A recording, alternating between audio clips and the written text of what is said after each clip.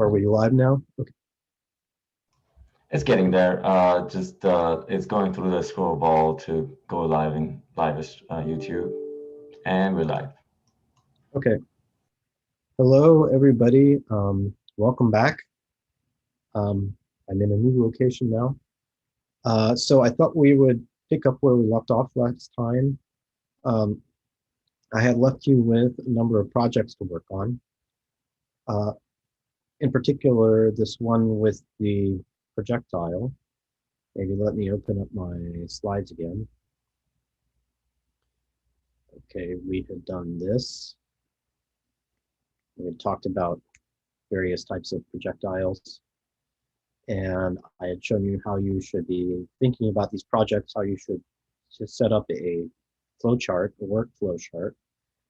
And then I started to talk a little bit about the physics background. Now, I'm not totally sure how many of you have seen kinematics and so on.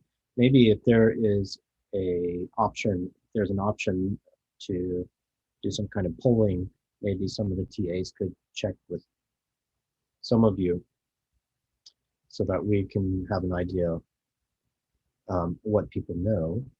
And then I had introduced this project with the video game, the monsters. So imagine that we're working for a video game company, and I said, well, there's a hero of the game trying to zap these kind of monsters over here and with some kind of ball lightning gun.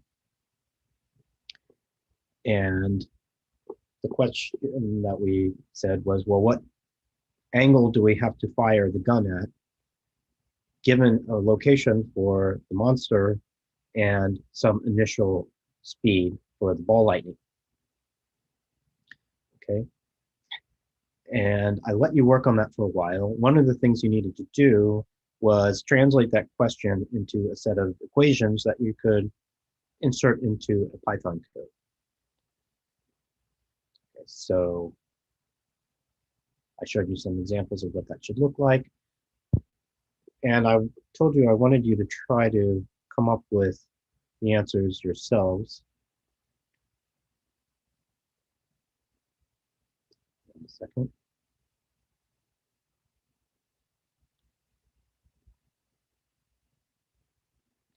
And now I'm going to fill you in on what I skipped over. So if you struggled with what I left you with last time, don't worry, we'll pick up now. So let me share my screen. I believe I'm already sharing my screen. At least I hope I am. Have I been sharing my screen? No? No. Sorry. I was pointing to stuff on the screen and nobody could see it. Yeah, I wasn't quite sure. I was like, sorry about that, guys. I thought I'd shared my screen. Yeah. Okay. You're good now. I see the monster. Okay, you see everybody see the monster now?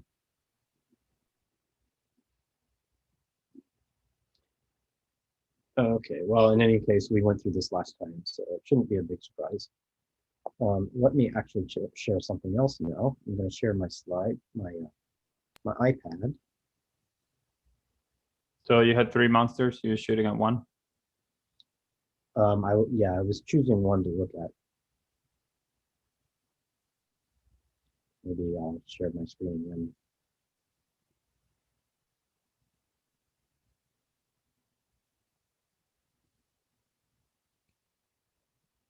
So what I had in mind was there's this little guy right here, right?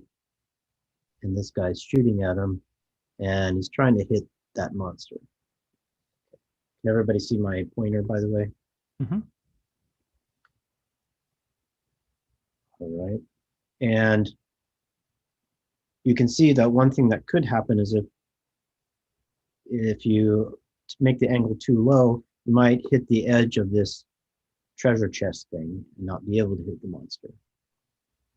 So actually, if you're this hero here, you could be trying to decide between 2 strategies. Can you aim the ball lightning low and beam that monster, or could you maybe shoot straight up and try to get the ball to go way up and then come back down right on top like that. Okay, we'll get into that here in just a second. I'm going to redraw most of this stuff in case on my iPad here.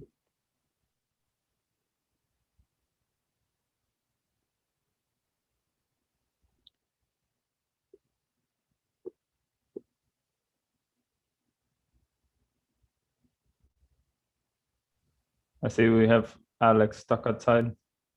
Uh-oh. Can we let Alex in? I don't know. I don't know how much I like that guy.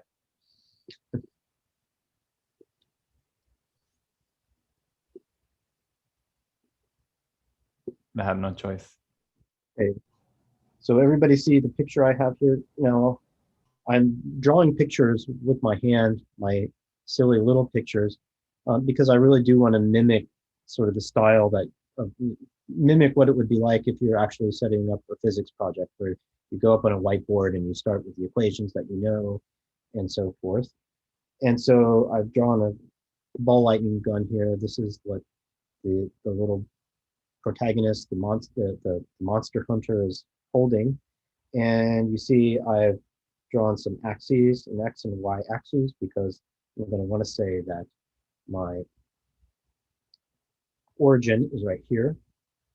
And here is the monster over here. Give him some ears. Okay. And this is what I'm trying to fit. Right. And well, I got to ask what I know and what I don't know in order to figure out what I should type into the computer program. So one thing I don't know is how long the ball lightning will take to go up and down and hit the monster. I do know, presumably the computer program has recorded in it the distance from where the ball lightning comes out of the gun to the monster's head. This is the point we need to hit, the top of the monster's head. We could call that horizontal distance delta x. And presumably it also has the distance to the top of the monster. So from the point where the ball lightning leaves the gun to the top of the monster, we call that delta y. So we have an xy coordinate for the position of the top of this monster's head relative to where the ball lightning is coming out. Okay, and we also have been told what the initial speed is. So the magnitude of this vector, okay, is going to be what we call v0. And I have a bunch of equations. Actually, you have those equations in your Dropbox folders. I think I showed this to you last time, but let me do it again just to make sure nobody falls behind. Okay, under, let's see.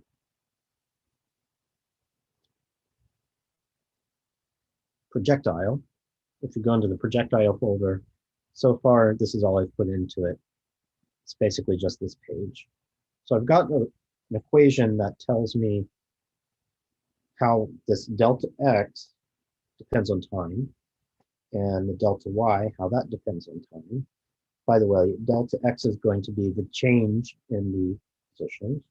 So we'll say delta x is equal to x of t.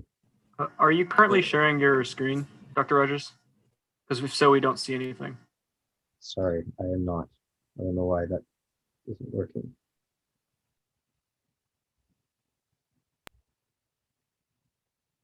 Probably because I keep opening and closing things. But okay, here, this is what I was showing.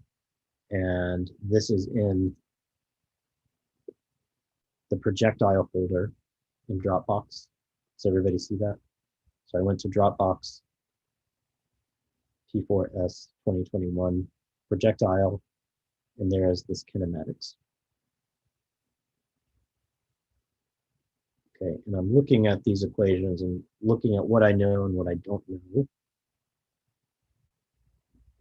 Is everybody seeing everything? Yes, you're sharing screen. I've got these relations here, the delta x and the delta y.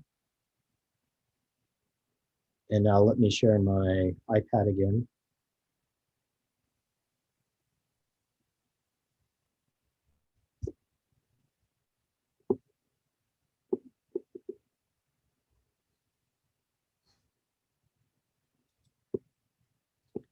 Okay, so here's that delta x. And here's the delta y. That's going to be y of t minus the initial y. By the way, x subscript 0 and y subscript 0 represent the initial x and y coordinates, which actually with this coordinate system are just going to be 0. Okay. Any questions? Yeah, it appears that this is not live on YouTube yet. I'm not sure if Scott is maybe AFK or I don't know. It is. I just checked. You might need to refresh your browser. But it is live right now. Thanks, so. I think is it still titled Welding and 3D Printing? Yeah, it's titled. So yeah, this is a little buggy sometimes. Maybe since I'll interrupt for a second, but what happens is that sometimes because we have some rescheduling of sessions, the scheduled session that we have to move overwrites the name of the one that is being currently hosted. We'll edit this afterwards. Don't worry. Okay. But thanks for the All right. concern. Okay. Any questions about the material so far? Or everything is crystal clear? No questions so far. I think you're good to go. Okay, so I'm going to slide that picture up to the top. This is what I had on the previous slide. I'm going to try to keep what I've already written just sort of shrunk and kept up at the top of each page. Now I need to do a little bit of trigonometry. So again, here is the origin, and here's where the monster is sitting. Here are the delta x and the delta y. And okay, I've got the one equation for the x direction, and there's no acceleration in the x direction, so that a subscript acceleration is going to be 0, and all I have is this equation, where the superscript on the v means that I'm looking only at the x component, the horizontal component of the velocity of this ball lightning. Okay. But that, if I remember my trigonometry, when I look at this angle, its cosine is adjacent over hypotenuse, so that's what gives me the x component of the velocity. So the magnitude of the velocity, which is the hypotenuse of this vector, times cosine of the theta. Okay, so now I've got one equation that contains delta x, which I know, v0, which I know. I don't know cosine of theta, and I don't know t, but since I've got an equation for delta y as well, I'm going to be able to have two equations that have t, time, and eliminate the time between those equations. Okay, so I'm going to take that result, carry it over, and do something similar for delta y. Okay. Exactly the same thing, really. I've got v0y times time. Well, almost exactly the same thing, except I've got this term. Remember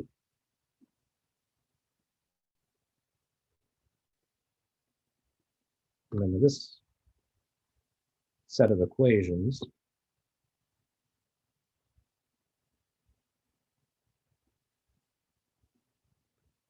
I used this equation already where I had no a subscript x.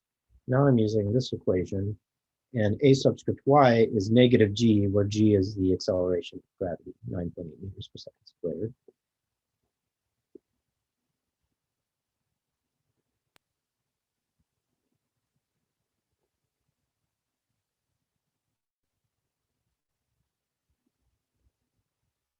And that is what I have written right here. And now for the V0y, I again do some trigonometry. It's going to be the same as what I had up here, except now it's going to be sine theta rather than cosine theta. Sine theta is going to be opposite over hypotenuse. So I've got this over here. So now I've got two equations. I'd like to get, well, I've got two equations and two unknowns. I'd like to get theta, so I should be able to, in principle, eliminate time t between these two equations and get an expression for theta that only involves things that I know, namely delta x, delta y, v0. So let's just do that. Okay, so I'm, again, just dragging everything that I've already figured out up to the top of this page. And well, the first thing I'm going to do is solve this equation for time t.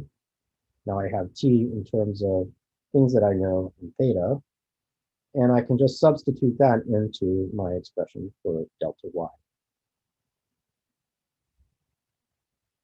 Okay, if I can rearrange this expression for delta y so that I have theta basically on one side, delta x, delta y, v0, and g on the other side, then I'm basically done, right? So let me just go ahead and do that.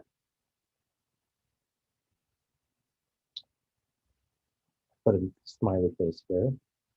Here's the result of that. I just rearranged things a little bit. And well, if I knew what theta was, then given a delta x, v0, and so on, I'd be able to get delta y. Actually, I want to keep this equation here set aside because I might want to use it again later. So that's why I put a smiley face there.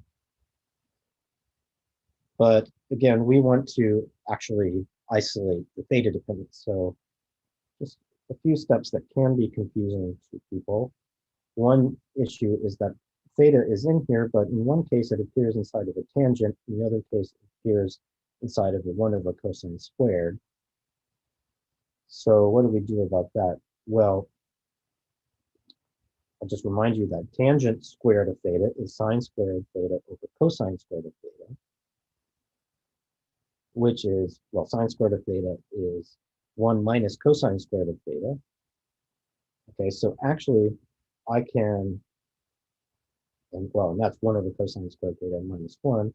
So I can eliminate the 1 over cosine squared theta in here using this equation and get everything in this equation to involve only tangent of theta. And that's what I'm going to do. So I'm just being a little bit pedantic here so that everybody can follow along. Tangent squared of theta plus 1, just brought the 1 over to the other side of the equation, is 1 over cosine squared theta. And I'm going to substitute that up into the equation that I got before. Okay, now I'm just rewriting it here. Now I've got delta y, delta x, v0, and the only thing I don't know is tangent of theta, or theta.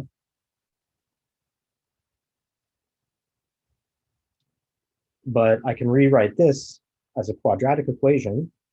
Okay, all I've done is take things over to the other side of this equation so that I've got 0 on one side. And then I know the quadratic formula. I can say, let's take tangent of theta and tangent of theta squared. Tangent of theta is going to be the variable I need to solve for using the quadratic formula. I'm going to solve for it in terms of all these factors that I know.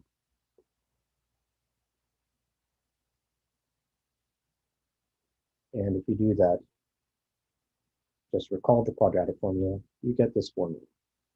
Okay, so if I want to get theta, all I have to do is, well, rewrite this as theta equal to inverse or arctangent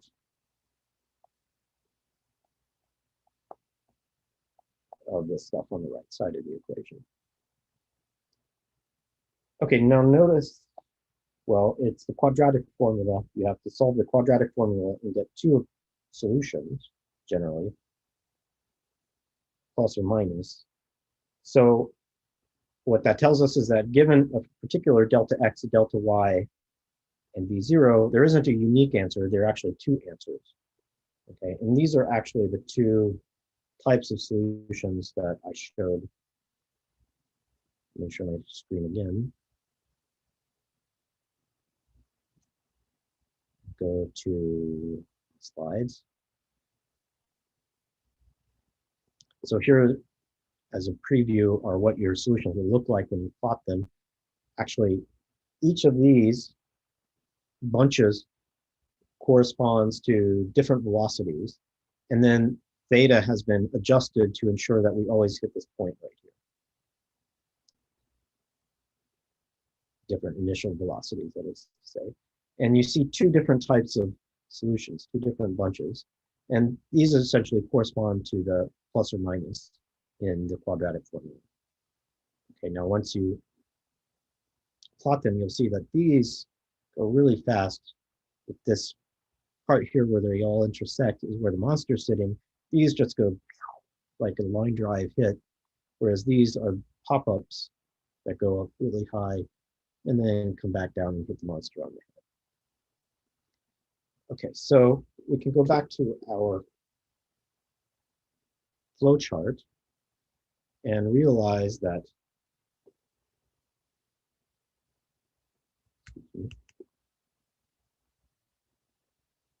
all of that stuff that I just scribbled is what needs to be inserted right here where I wrote calculate x of t and y of t.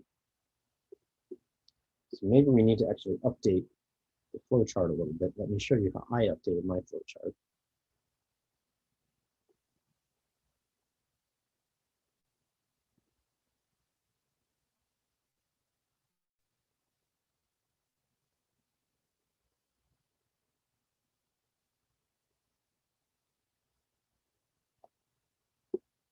All right, so we started out with this, and it's pretty sketchy. It's just a skeleton of what we really need to do. So the next thing you would write on the whiteboard is, well, you'd say, what do I really need to put in?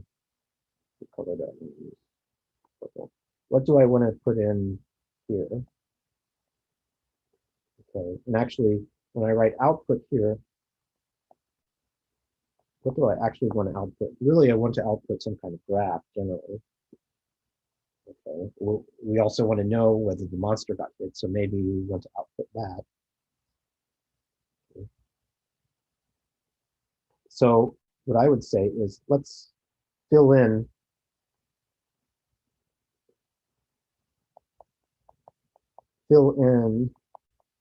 a sub-work diagram for these two boxes over here.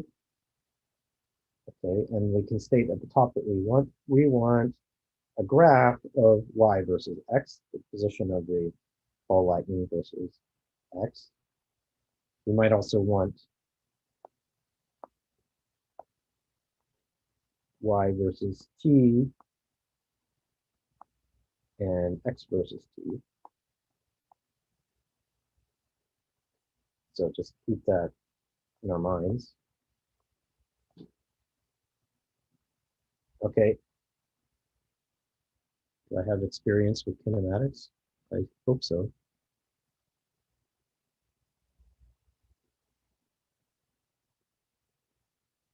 And then we have to go through the steps that I just mentioned. So here we've got to fix inside of our computer program the initial speed. Let's say that the gun is designed to only eject ball lightning at a particular speed. The acceleration due to gravity could be 9.8 meters per second squared. Or if this video game is taking place on the moon or on Mars, it might be different acceleration. The position of the monster. And then we did a bunch of steps to get an equation that we can plug those into to get the theta. And if the protagonist has adjusted his or her ball lightning at theta, then we've hit the monster. So maybe I should actually elaborate here. Check. Hit the monster.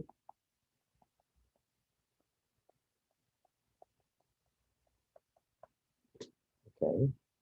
And then I have to ask whether I want to plot theta 1 or theta 2. Okay. So that'll be a separate step, really, since there are two solutions. You have to ask, did the hero adjust his gun at theta 1 or at theta 2? And once I've done that, though, I do have an equation that I can use to make the plots. Okay, remember, when I did all of these steps, I paused right here.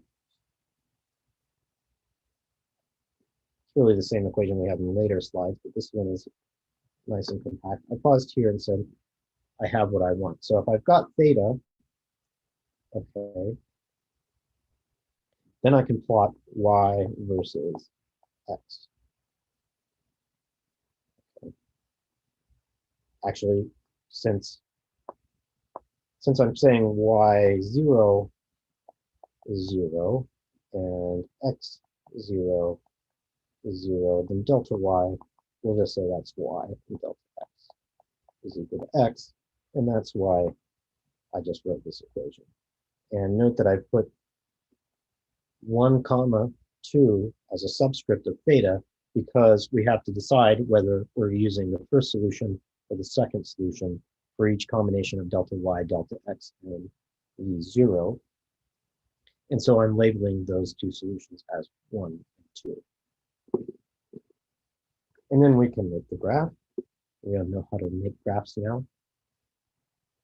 Okay, and this, if we were putting it on the whiteboard, would be incorporated into the previous page. We basically draw an arrow pointing to this stage in our loop.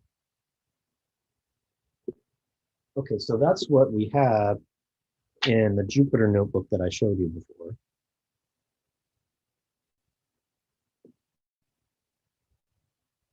Maybe I'll show it to you again.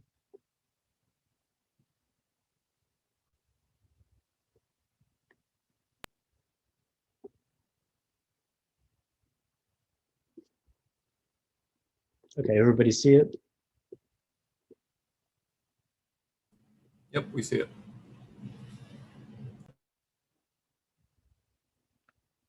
Now, you see the comments. Remember, I emphasize that comments are very important. We've got proj 1 and proj 2. Okay, something I've done here, which I probably should have explained, is I did the calculations in a separate file that I called projectile trajectory. So maybe let me look at a simpler version of this.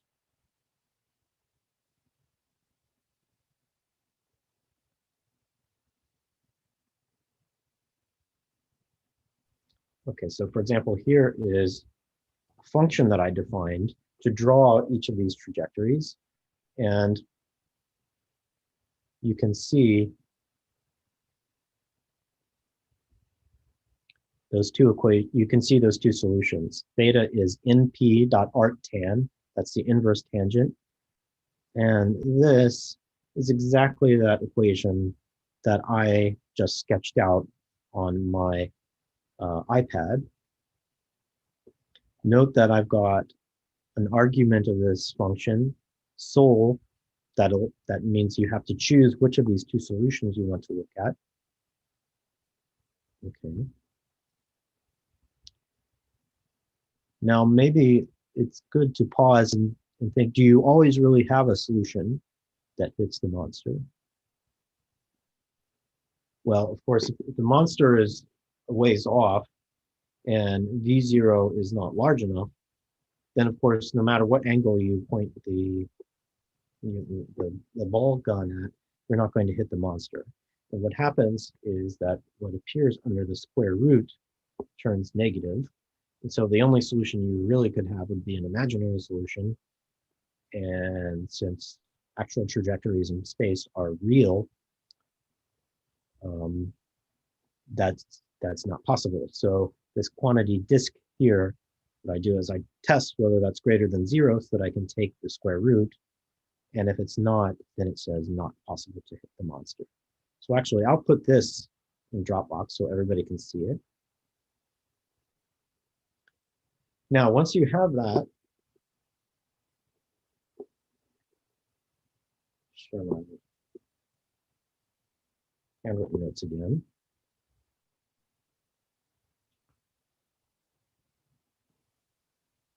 By the way, Ted, did you see the survey went up and we had about maybe 40% of the participants unfamiliar with kinematics, or they hadn't seen it before? Okay.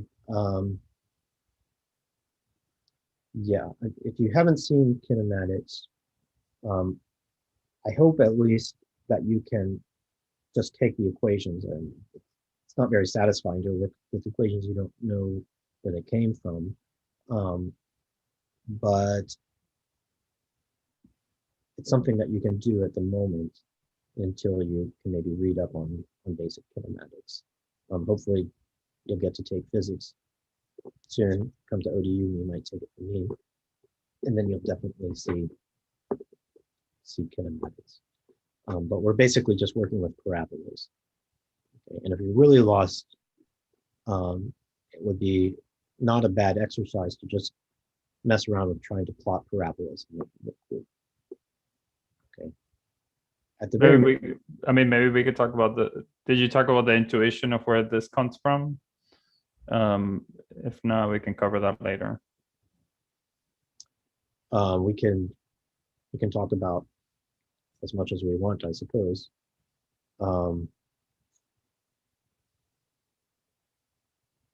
Yeah, maybe you can make some comments about it. Myself, you mean?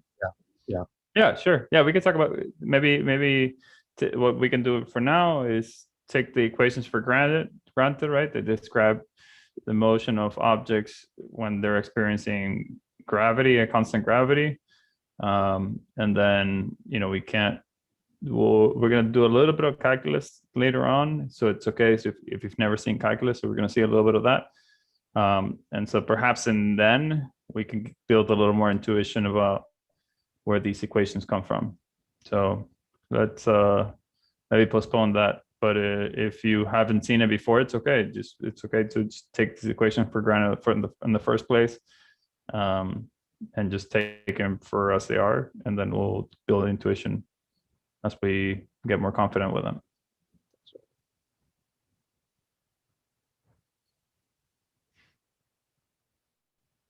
Okay. Now, one thing is that when you do have this theta, when we figured out this theta, remember that we still have these equations. For example, this equation, the delta x versus t. And now that we've got theta, we could in principle just plug that into this equation. We still have v0, we know what that is. Same for delta y. And again, in my coordinate system, this is just x, this is just y. That is expressible as v0 sine theta, and now I've got something I've plug it for theta, and I've got g.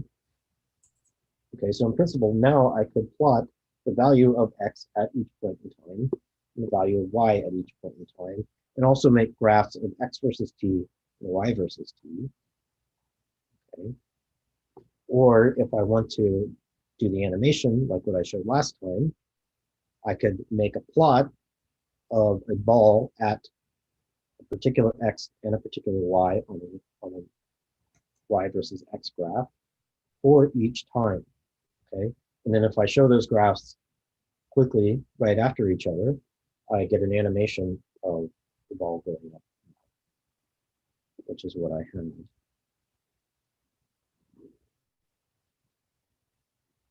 way back here.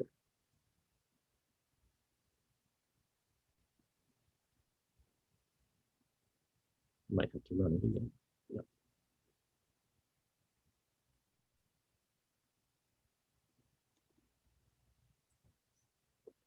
That's basically what I'm showing. X position on the horizontal axis and Y position on the vertical axis.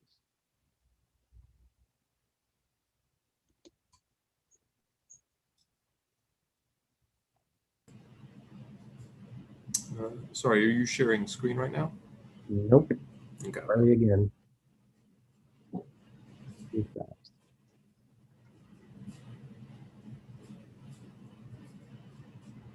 Thanks for keeping me on my toes with that. Okay, what I was showing is this. So this is again X position on the horizontal axis, Y position on the vertical axis. And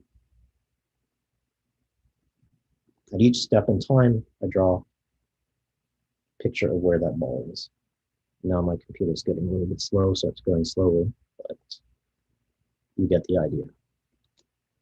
There we go. Okay, so I thought that maybe at this point I might pause for a few minutes and let people catch up. And maybe we can also field any questions in that time. No immediate questions from the audience. Okay. Do people have experience? Have you talked about importing files into? So you had to in your. We haven't imported files very much, other than the comma separated file that I showed them how to do that last time. Sounds good. I just wrote up a little example for importing. Maybe I can show that in a little bit if it works, in case people are interested in that.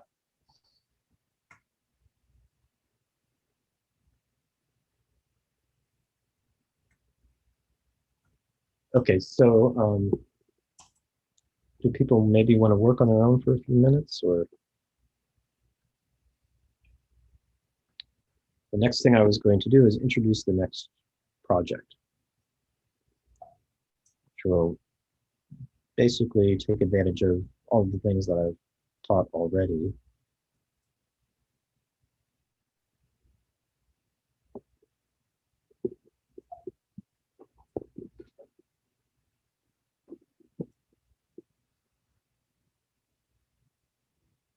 Maybe do we want to do a poll about that? I mean, are people working at home on their own? Do they prefer to continue to hear Professor Rogers lecturing? How many Or- people would like 10-minute breaks to try to do things on their own? Can we do a poll about that? Is it easy? I mean, I see that there's like a poll that is ready to be launched. Can we create another one? Yes, Raul, I'll be glad to do that if you want to just send that over to me. Sure. So, what do we want to poll? I guess the question is, do you want to work on your own right now? Option 1. Do you prefer we continue lecturing? Does that sound right? Maybe for one, could ask how much time, like 10 minutes, 20 minutes. Okay, that's assuming if we get more than 50% on one, no. So this is how democracies crumble in designing poor voting systems. How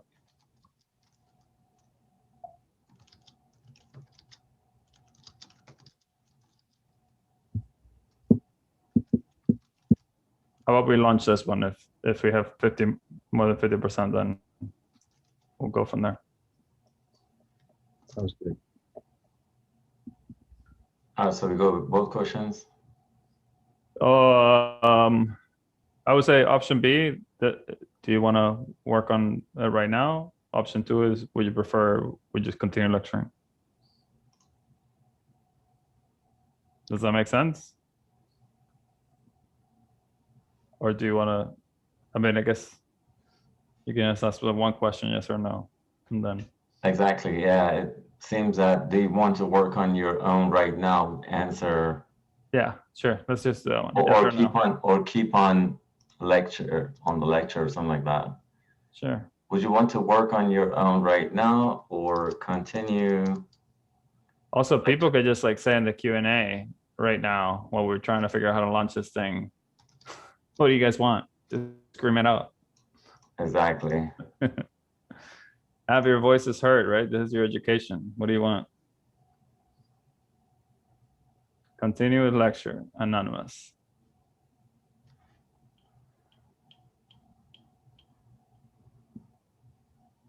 I don't have to read your names to them if you prefer. So you can just tell us what you want. Continue. The lecture shall continue. I like that one. Continue with lecture.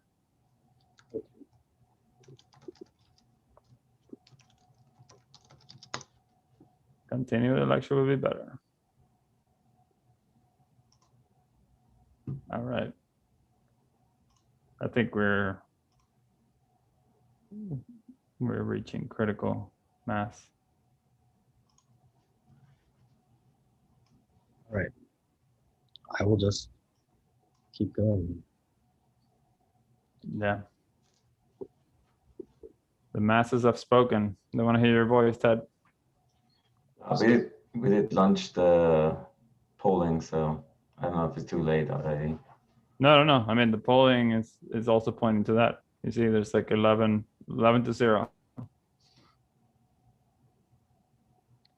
Okay. So let me share my screen again.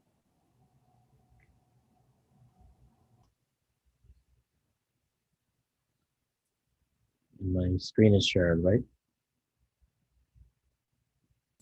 Yep, we can see your screen. Okay, so actually here are just a few extensions of this project to maybe think about. Of course, doing the animation could be fun, and I'm pretty sure that these guys helping us as TAs know a lot about that. So the other thing I was suggesting is motivated by the kind of work that we do here at Jefferson Lab, which is collisions of particles. So again, here it is.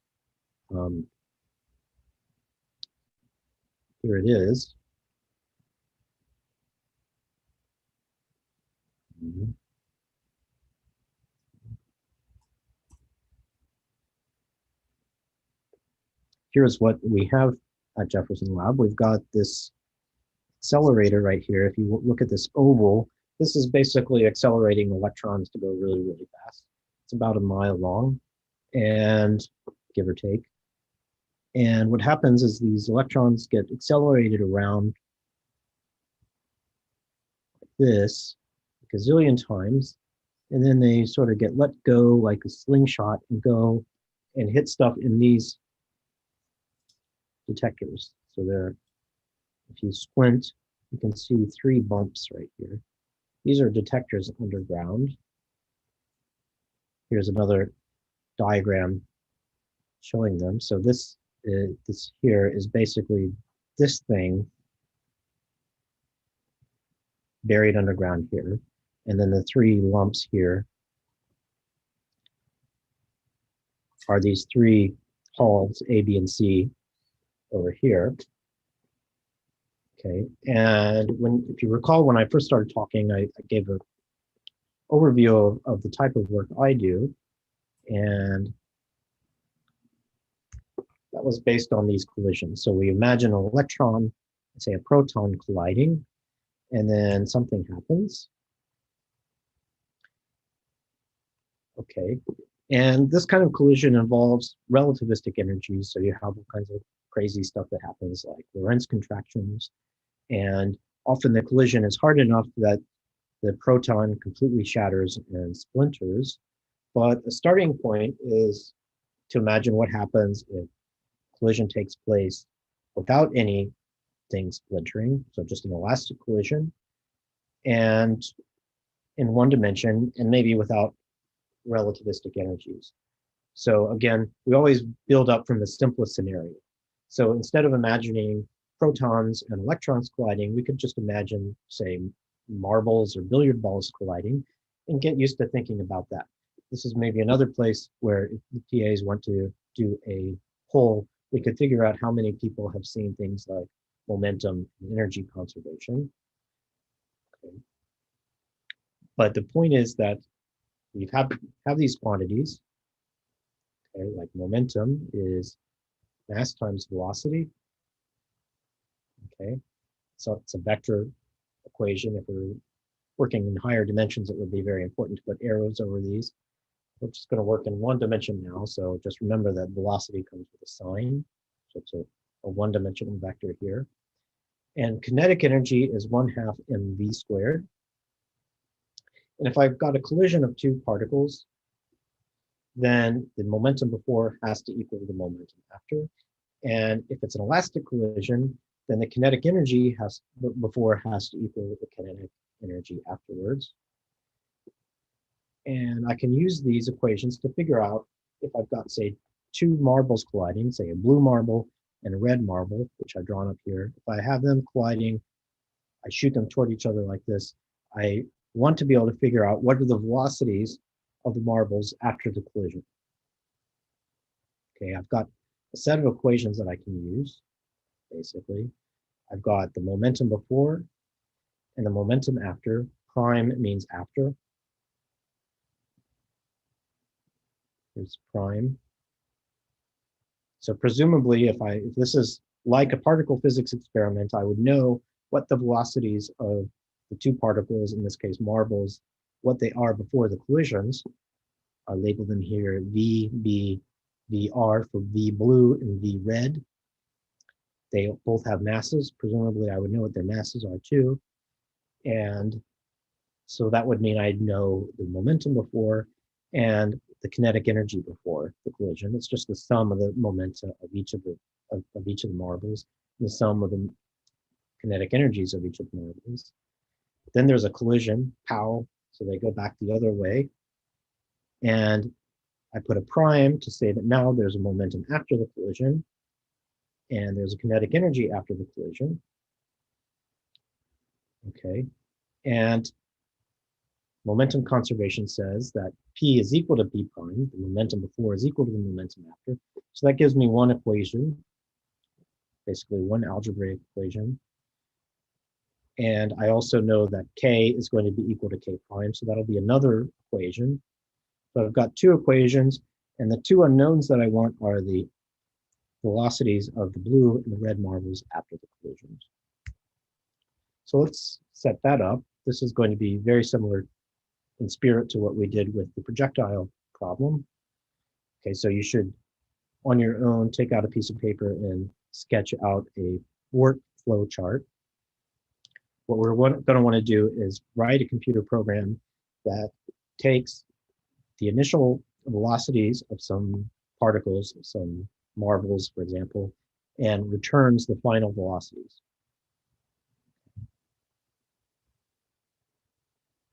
So it just takes a little bit of algebra now. I have taken my equations for momentum conservation and written them out here. And now I'm just rearranging them a little bit to make them simpler. So I take this term over to that side of the equation and factor out MB, and similarly over here. Okay, indicate if I am going too fast with some of this. Then I've got the energy conservation, the kinetic energy conservation. The same idea. I'm taking the kinetic energy equation before and setting it equal to the kinetic energy after. And again, well, the 1/2 gets canceled out because it appears in all the terms. And I can again rearrange this equation. It looks almost like this equation, except the V's have squares on them, right? And so now there's a nice trick that I can do. I can note that I can factor this combination of squared velocities like so. And similarly for the red marble, I can factor it like so. But then I note that I've got MB, VB minus V prime, and MR, VR minus VR prime. Okay, but these are equal to each other. Why? Because I already got that from the momentum equation. Use that. Okay, cancel out these. It's possible to annotate here. Cancel out this.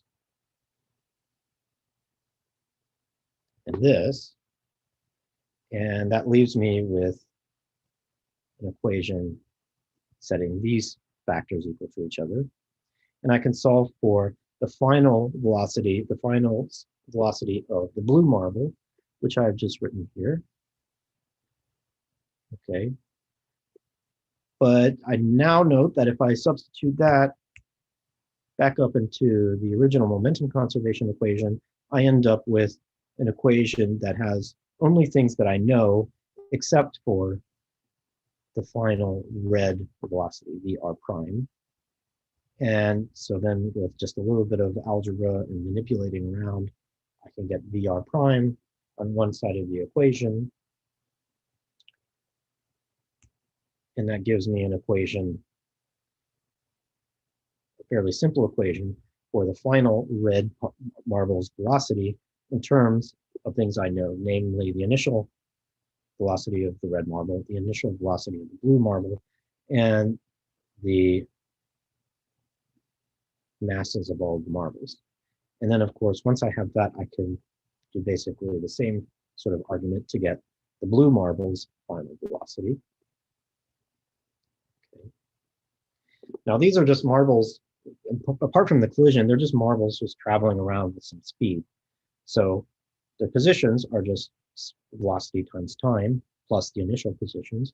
So I should, in principle, be able to plot their trajectories as a function of time. Okay. So that's the next project.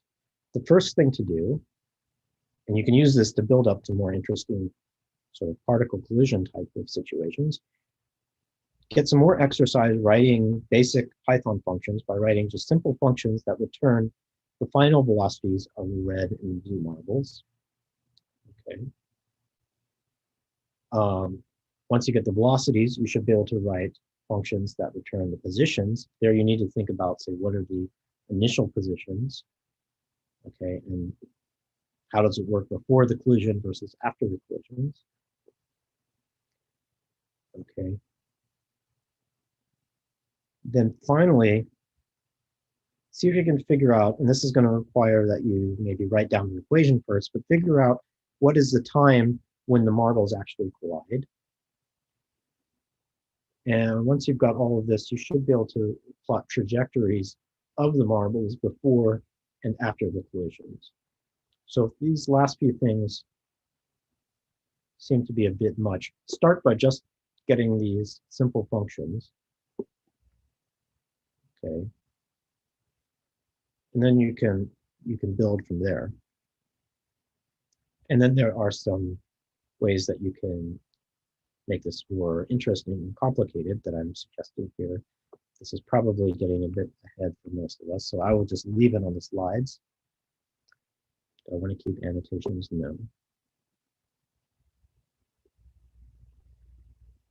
Okay, so I will put these slides into Dropbox so everybody has them.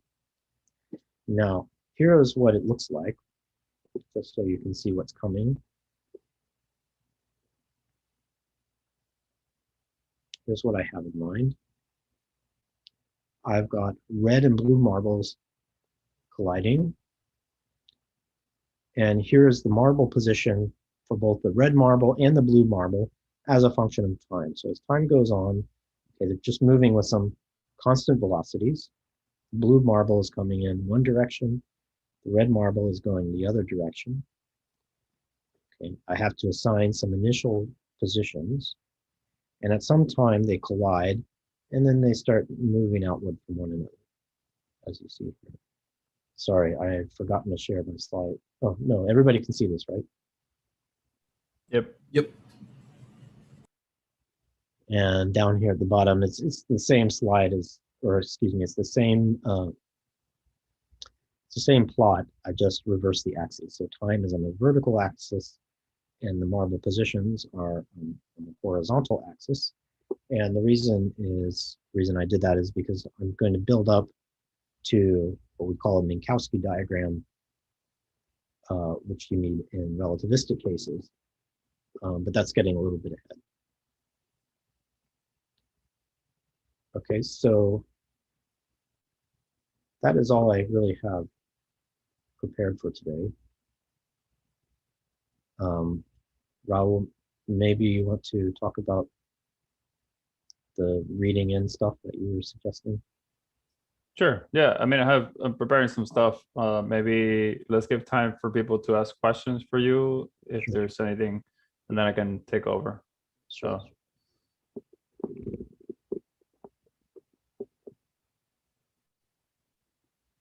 Do people have questions? Is everything super clear? Absolutely clear? You know exactly what you need to do? My guess is not. So somebody is asking about 1D versus 2D. Yes, you can do the same thing in 2 dimensions. And if you want to try that, go ahead and do it. I just thought this would be a good first step in that direction.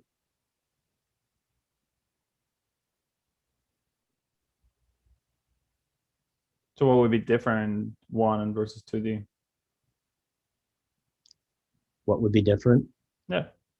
The number of For people that are not familiar with, 1 or 2D.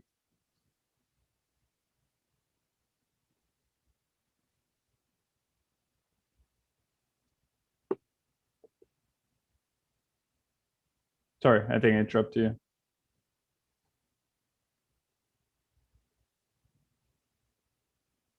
So what kind of graph would you imagine having here if it were 2 dimensions?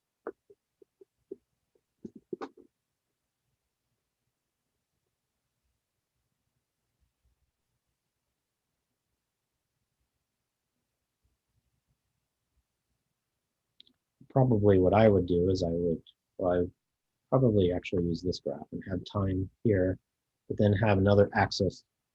You'd have to sort of imagine it. It'd be a 3-dimensional graph, right? You'd have another axis coming straight out of your screen. And then the trajectory would be something like this.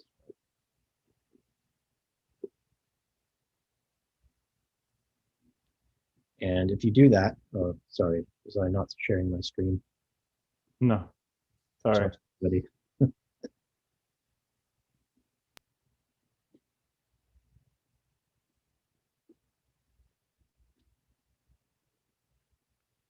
Right, so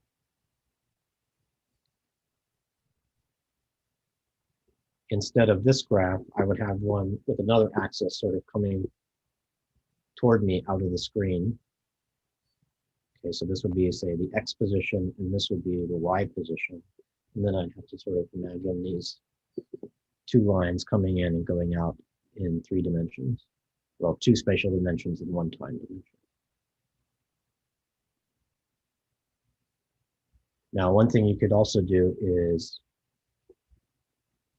imagine letting these particles sort of spin around. So they carry angular momentum, and then you'd have to have angular momentum conservation. But that's getting probably a little bit ahead.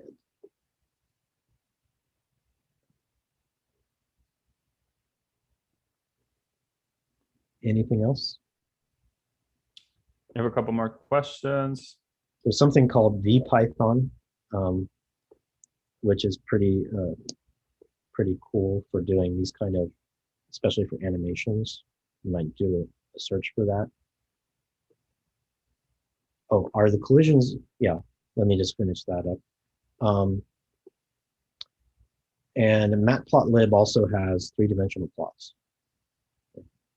I can maybe put some examples in Dropbox for you if you'd like to see.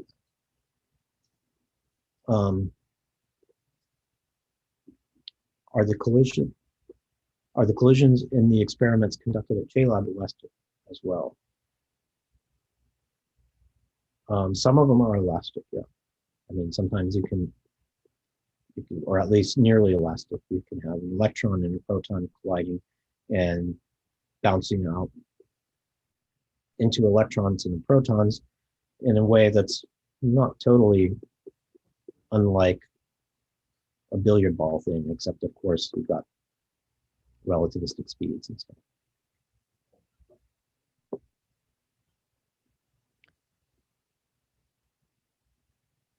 Any other questions?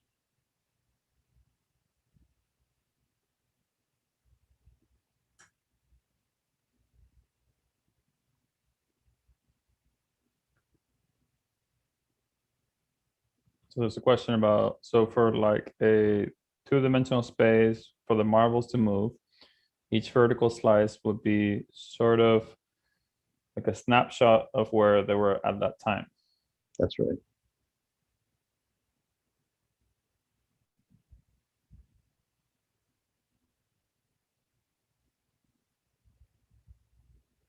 Good. Well, if there's no questions, we can maybe move on, and then people can feel free to pass on the questions. Does that sound okay? Cool. So why don't everybody do me a favor? Why don't you, so I'm gonna lecture for a little bit, but before I do that, why don't you send your clap emojis or like a little clap on the Q&A feature for Professor Ted Rogers. Show some love. That was not like a suggestion. That was like, it's a requirement for the class. There we go. Yeah, all right. Cool. Even anonymous. Anonymous is multiple people, right? It's not like there's one anonymous. Yeah, all people have the option to click a little box to send their. Yeah. We are anonymous. Sounds good. Well, I'm gonna share my screen in a second. So that requires me to clean up my desktop because it's a mess. Because my desktop, physical and computational, is always a mess. So let me clean that up. While I do that, oh no, wait. Damn it. Okay. I think I almost closed Zoom. That would have been a problem. Okay.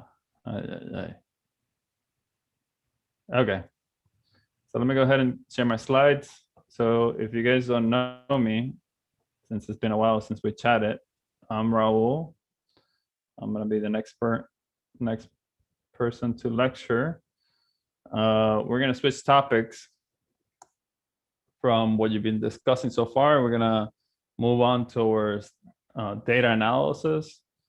So we're gonna just shift gears altogether, and I'm gonna use some examples that are physics motivated and some examples that are not physics motivated. So we're gonna see a little bit of everything.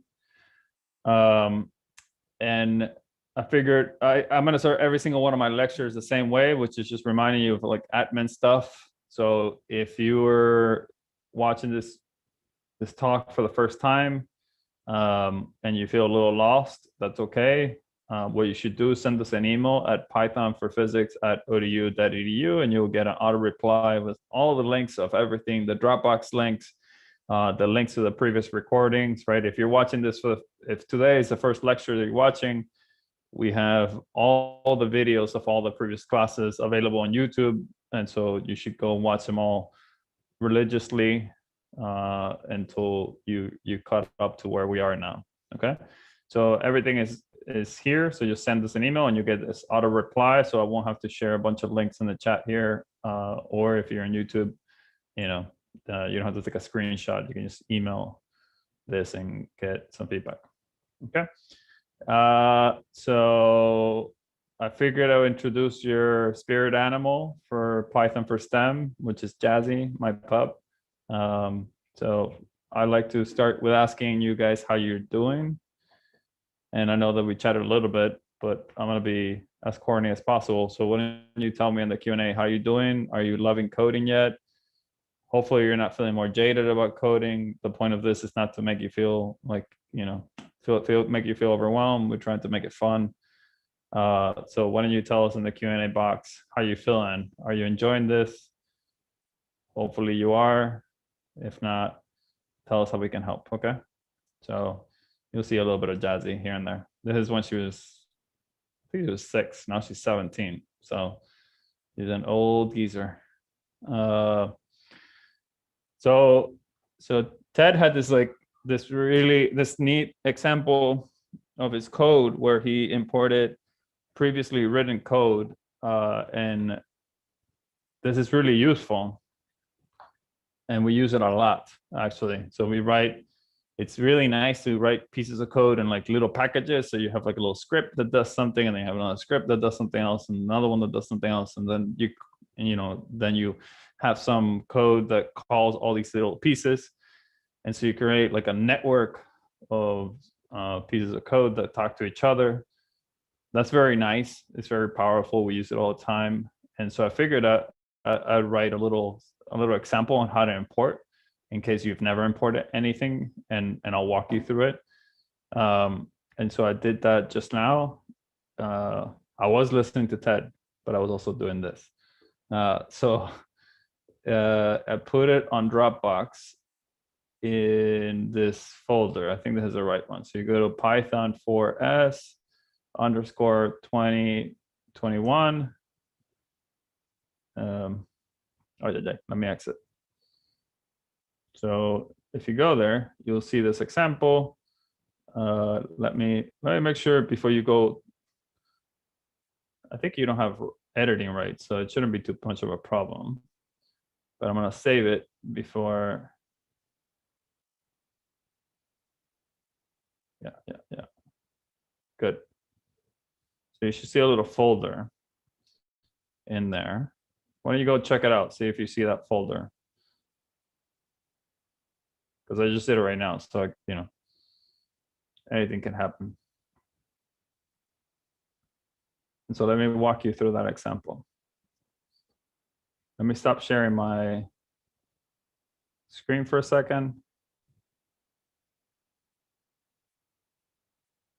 Okay, so Anonymous says that they're confused. No, they're doing good, but were initially confused, but after doing some reading outside of class, you feel like you got a better grip. Yeah, that's good. So, I mean, programming and any new topic, right? Any new field, you're learning something that is foreign to you, right? Whether it's like learning how to play an instrument, learning how to dance, or learning how to paint, right? You're doing something new. And so you kind of have to rewire your brain you're like absorbing a whole lot of information, and you have to rewire your brain to work a little differently, right? And so if you're confused at first, that's okay, right? That's normal. And here, what we're trying to do is give you pieces of information that are useful, while hopefully not bombarding you with too much background, so that it's not overwhelming. You gain some confidence, right? You do some things that you do over and over again, and then you learn to be able to at least memorize some things, use them, and then eventually you can go dig deeper into it, okay?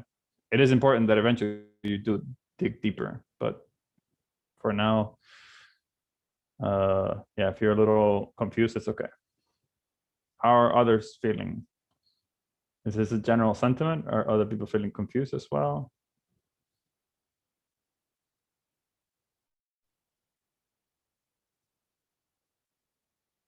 All right. Well, hopefully you don't see too much garbage in my background. So here, let me share my screen completely. This is what you're seeing. Let's close this.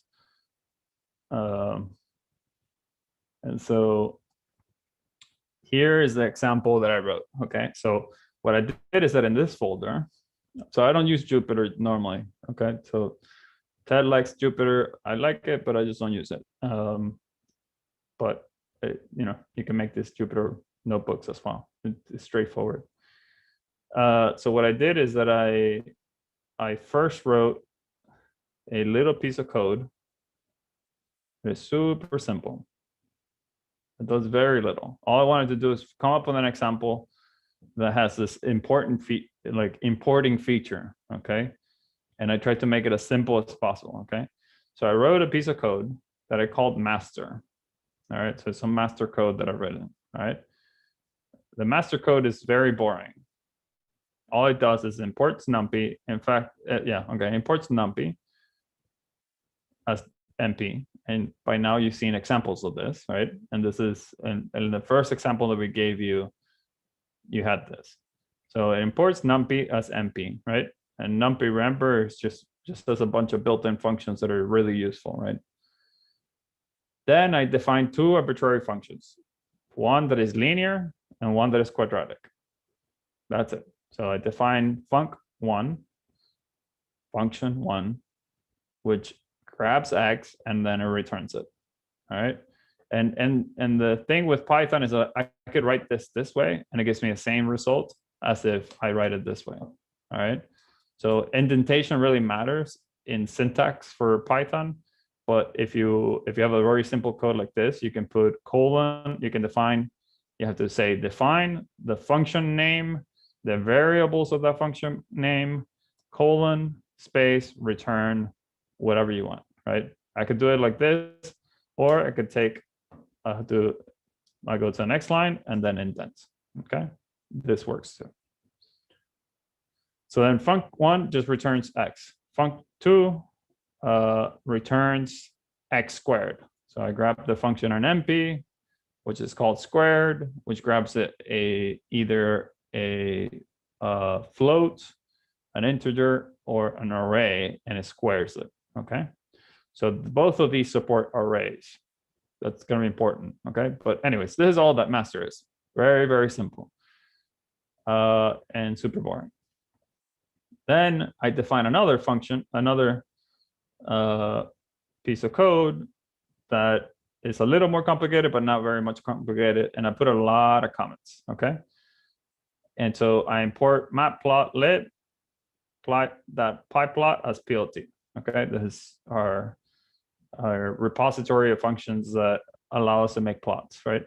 Again, I import numpy.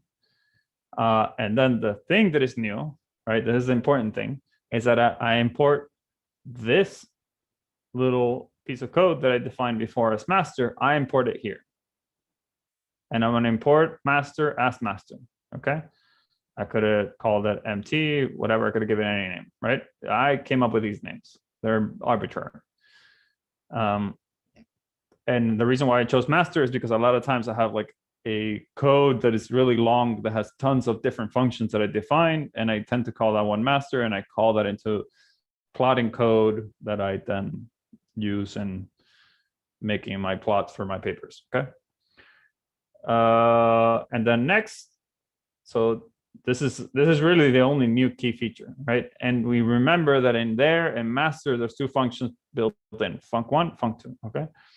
So what I'm going to do is that I'm first going to define some independent variable called x, and then another, and then this is what I'm going to plot against. And then next, I want to evaluate two dependent variables, sorry.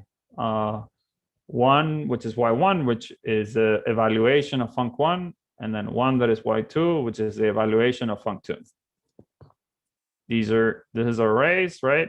Is a numpy.a range going from 0 to 2 in steps of 0.001, just gives me back a list of 0, 0.001, 0.002, et cetera, right? And it's an array. And so these functions support arrays. So these things are arrays. Then I just grab the plotting function, which I then plot an array against an array, very well defined, for a color R, which is short for red. And then I plot x squared as a function of x for color blue. All right. And then I tell my code to show the plot, and then I save the figure. That's it. So then if you run this code, right, it's going to call master, evaluate this, make the plot, show the plot, save the plot. And so if you run it, you should get this result, right? Nothing too crazy, right? We're plotting in the range of, let's just run it. Why don't we just run it? So I like to do things in the terminal. So here I am in the terminal. I am using IPython because I love IPython. And so all I have to do here is, oh, the important thing is that if you're not used to a terminal, it's just, I have to be in this folder to run this, okay? That's the one key thing. I have to be in the folder. And then if I print what's inside of the folder, so I'm in this folder, right? I'm in Dropbox, Python for STEM _2021 / so I'm in that subfolder of that, which is called importing example, okay? So there's the / is just separating folders. So there's a main folder called Dropbox. Inside of it, there's a bunch of folders, which includes this one. Inside of this, there's a bunch of folders, which includes this one. And I'm inside of this folder. Okay, the / is just telling me you're in a subfolder of blank. Okay. And so if I ls, so if I do ls, it just means list. So ls is short for list. So it lists the stuff that is inside of the folder. And I look, I have my master.py, and then I'm gonna have my importing example.py. This is the one that I want to import, which calls the master.py. All right. So let's import the importing example. Import. A little bit of and let's run it. And look, I get the figure. So I get this beautiful figure where I have a straight line in the range of 0 to 2, right? As red, makes sense, right? Remember, what colors did I pick? I picked red for Y1, which is defined as the output of func1, which in master1 was a linear function. And then Y2, I plot in blue, which is the output of func2, which is defined as a quadratic, okay? So then that's it. That's all you need. I mean, that's basically, with this example of like importing, you can basically import whatever you want, right? In fact, I can like import, I could define, I can import this example into another example. So you can have like a cascading set of import, you can have, you can have a folder, a file that imports another file, which is imported into another file, which is imported into another file. So you can have a continuum of cascading importations. Cool. Any questions about that?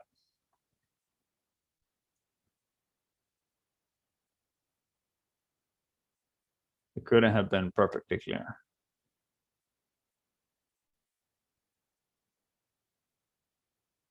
So far, nothing has come in yet. Okay. All right, so what do we go on? So I just, for the person who asked about the 3D plots, I just put an example in Dropbox, and I can just show you what I have there. Yeah, go for it. So just give me a second.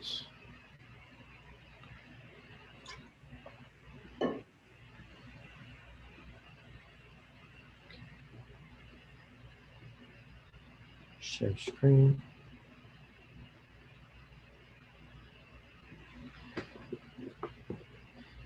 Okay, this is an example that I like. So what I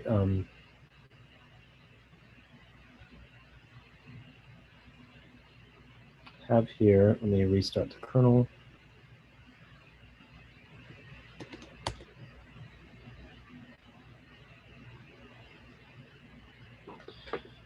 Okay, so here's what a three-dimensional plot looks like. This cool design, this is a Lorentz attractor. You can find a reference there. The point of this, though, is just to show an example of a three-dimensional plot. And here you go. So here is basically all that you need. Okay. And also note, I haven't mentioned this, but you can save these kind of files. So if I run this I get Lorentz.pdf output.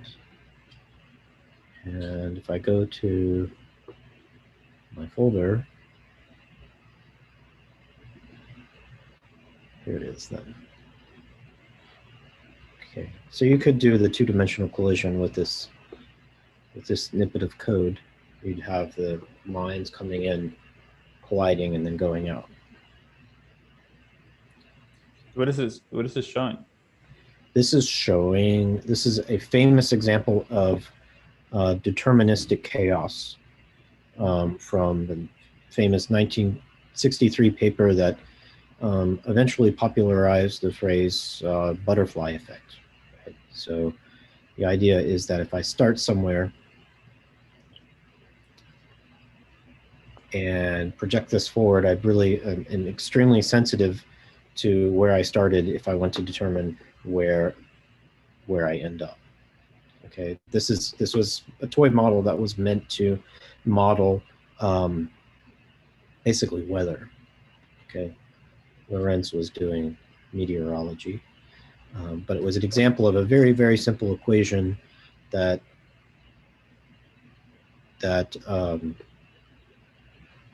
is nevertheless producing extremely unpredictable behavior, at least in terms of practical predictions.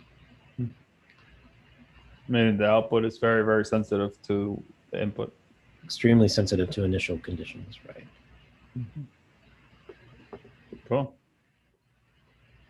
Okay, I think your example is cooler than my example. It's pretty, isn't it? Yeah, it's very pretty. All right. Should I maybe continue or? Yeah, go ahead. Cool. So, Awesome. Yeah, go ahead and play with that. I want to see. How about this?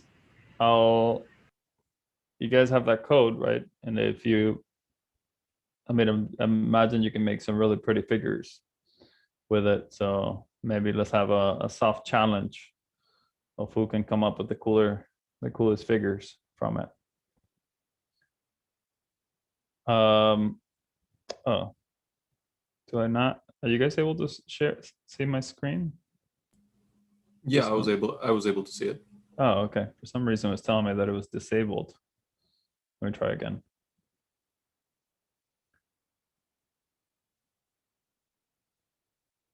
So Keynote. All right. You just see it now, right? Yep. For some reason, it says it's paused. Can you see it change? Make a change to it. I did. I changed the slide. It's just showing data analysis in the Higgs collision, or Gotcha. sorry, the CERN collision. Yeah, it's weird. Okay, I need to share my whole screen, I think. This happened to me before. It's weird. Now you can see it, right? Yeah, now I can see the changes. Cool. Okay. All right. So we're gonna take a little detour or like change topics a little bit. And what we want to start talking about is data analysis. Data analysis is perhaps the most useful thing that scientists do in general.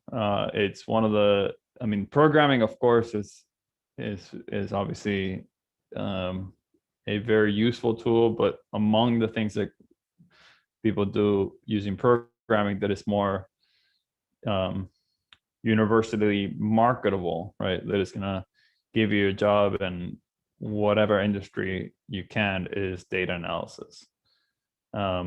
It's very important in the sciences, of course, but it's just important in many sectors of the economy. And we're going to do a little bit of intro into particle physics and relativity. So we're going to talk a little bit about kinematics in terms of energy and momentum conservation, but now in the context of special relativity as well. So this is just an excuse to talk about, I mean, really what we're going to be doing is useful for many things. We're just going to basically use equations that appear in physics because that's what I know best, but they're going to be useful for many other things. And so, why do we need to think about data analysis and in statistics? And this is at the core of the sciences, really, is the answer. If we want to really understand nature, we need to observe it, right? We need to look at it and collect data, right? So we need to quantify what we're observing, and this has to be translated into some numbers, some measurements. We need to collect that data, and in collecting that data, our collection is never going to be infinitely precise. So I'll talk about this, and I'll give you an example of this.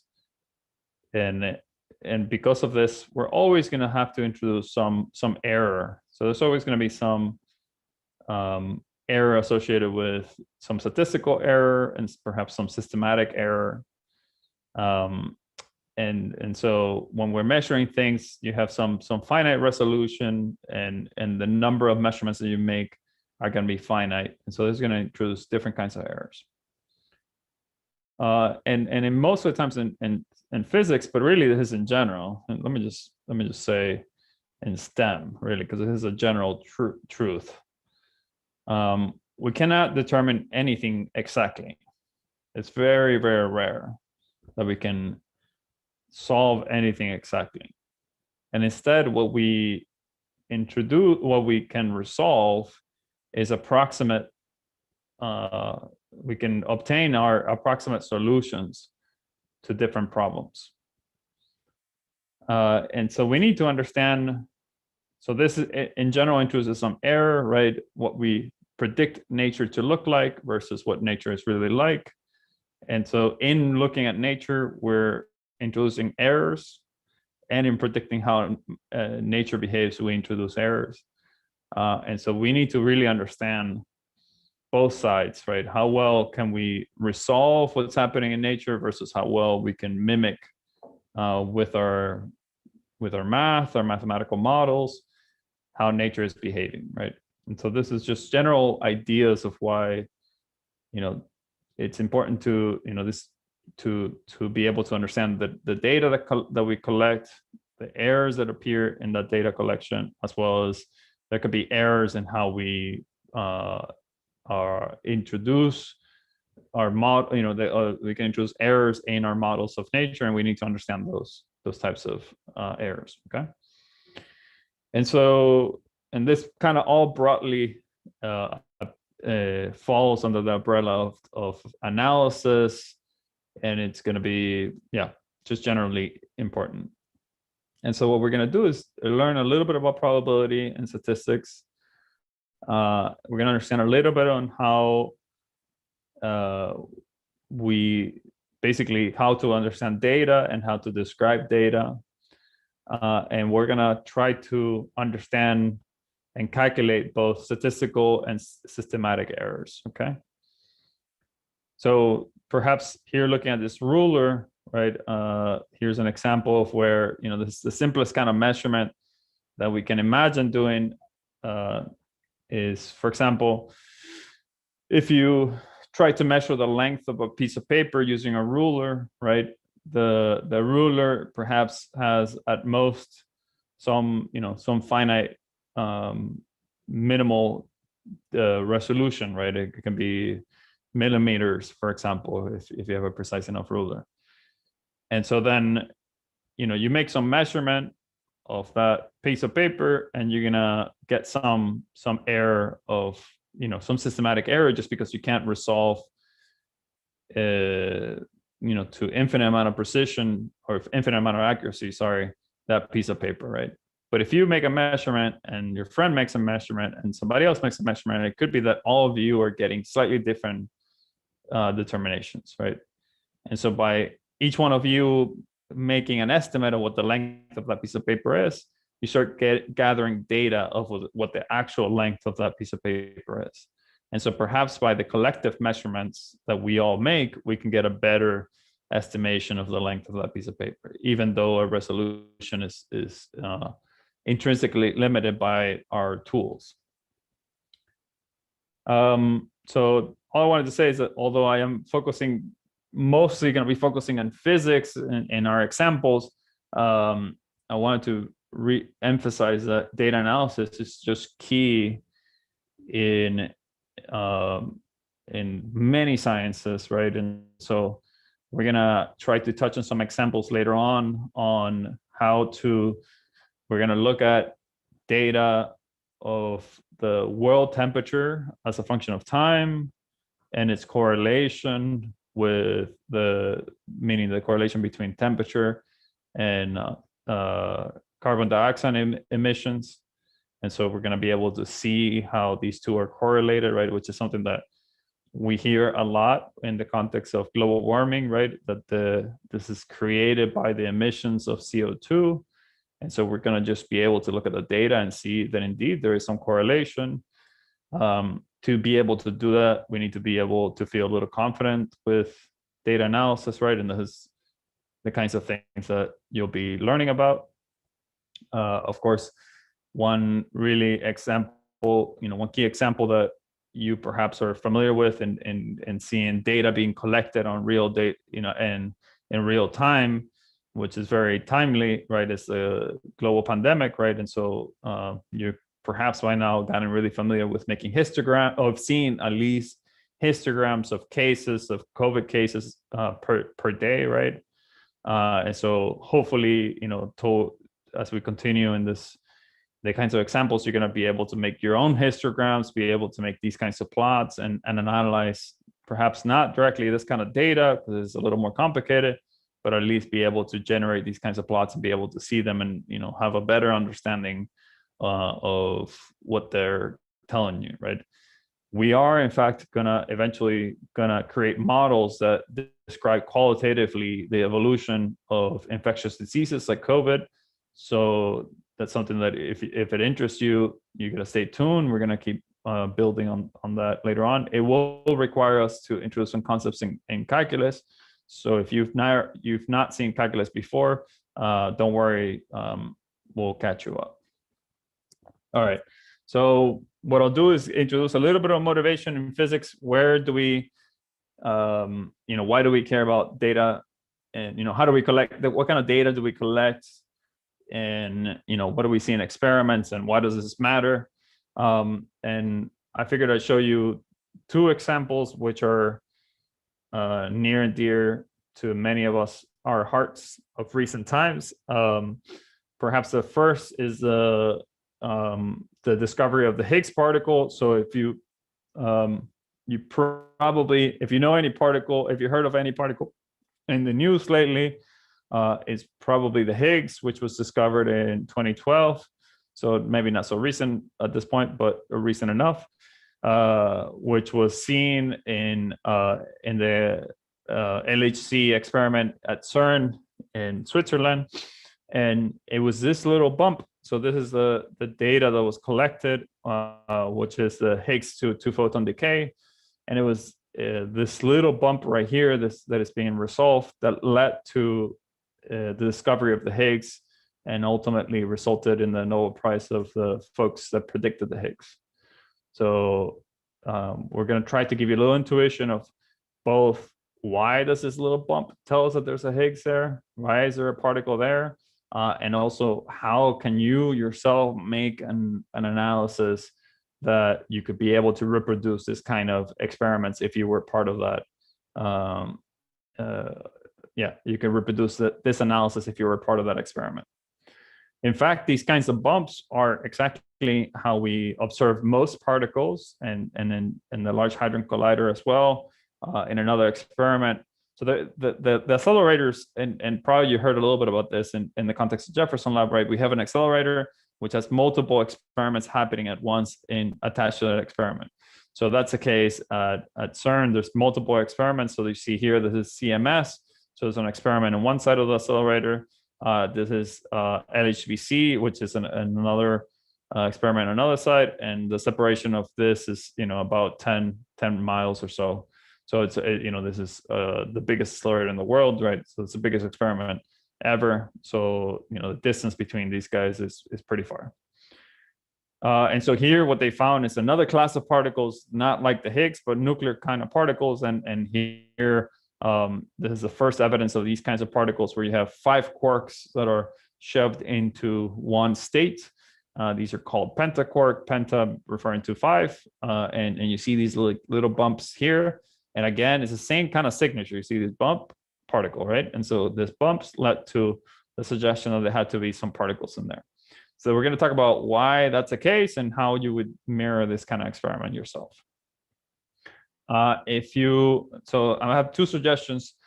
If you want to learn about, here, these are things that I'll put on the link. If you want to learn about the Higgs and why, what does the Higgs really mean, I'm going to put it on the chat. There's this little cute video that I really like.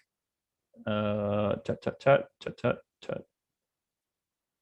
That explains the Higgs. So that's one. Don't watch it now, because that would mean that you have to stop watching us, and that would make me sad. So just put it on your queue of things to watch. Also, if you want to learn about CERN, a buddy of mine and collaborator of mine, and in fact, Alex Sturza's collaborator as well, Max Hansen, he gave a talk last year at here in REYES about the history, the purpose and the history at CERN. So he was a researcher at the time at CERN. He's since moved to Scotland to be a professor in Edinburgh, but he gave a really, really nice talk about CERN and its history. So I really recommended it. And so I'm putting there in the chat. Okay. I'll put a couple more links for you in a second. And if you're if you're watching this from YouTube, just it's there on the YouTube channel, or just take a screenshot, right? You guys know how to do these things. And so another example where data analysis was key and led to lots of controversy, in fact, in recent years, was an experiment that was happening in different parts of the world, and parts of it were being carried out here at Jefferson Lab, where from a very specific reaction, so a reaction where you have an electron scattering into a proton, okay? So you have an electron, you have a proton and an electron. So as Ted mentioned, right, we have a particle accelerator, which is an electron beam, and it's being smashed into nuclear targets, including the proton. And so an electron was being smashed into a proton, and in doing so, they're interacting a photon. Okay, so that's how charged particles talk to each other. This photon was so highly energetic that it's able to resolve the structure of the proton. Right, that's a big reason of what we're trying to do in Jefferson Lab. We're essentially emitting really high energy electrons that serve as microscopes, just like an electron microscope, right? That is allowing you to resolve really tiny energies. Well, by having really high energy electron, by its wavelength, the resolution wavelength of that electron is inversely proportional to its energy. And so by having really high energies, then you have a really tiny wavelength. And so it's allowing you to resolve the structure of this object, of the proton, even though the proton is 10 to negative 15 meters small. So it's super small, right? But that being said, it's allowing us to resolve its shape, its structure, and its size. Okay, so that's really remarkable, right? This is the smallest, a proton is the smallest object that we can resolve its size. Anything else, so electrons, for example, right now, we can't resolve the size. We don't know how big it is. So as far as we know, it's a point particle. It could have a size. And if you were to measure its size somehow, you would absolutely get a Nobel Prize, okay? But the smallest object that we can resolve its size right now is the proton, or particles that are in the family of the proton. Well, we thought we understood this very well, but then because of very sophisticated data analysis, and here I'm just showing you a plot of this reaction up to some overall factors that don't matter, from just looking at this linear curve of this data, this is actual honest to God data, they were finding results.